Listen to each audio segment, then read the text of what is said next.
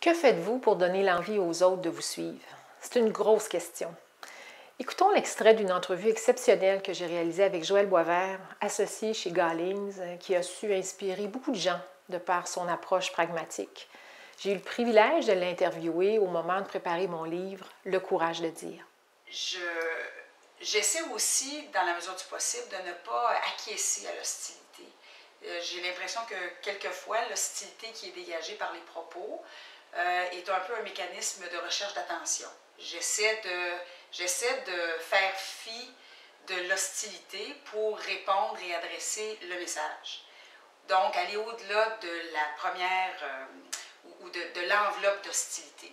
C'est pas toujours évident, là, mais je pense que ça peut être constructif et ça peut permettre de passer à autre chose parce que généralement, l'hostilité, comme je le dis, est dirigée non pas vers le messager, mais bien par le message. Alors, j'essaie de travailler pas sur le même registre.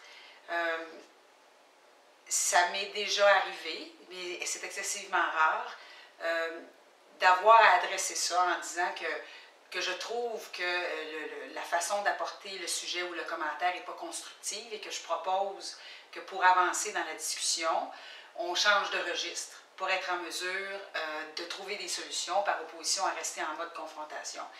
Ce n'est pas quelque chose que je fais en grand groupe. Je le fais ça de façon... je ne l'ai pas fait souvent parce que généralement, en attaquant le sujet par opposition à la façon dont le message est reçu, on avance dans la discussion.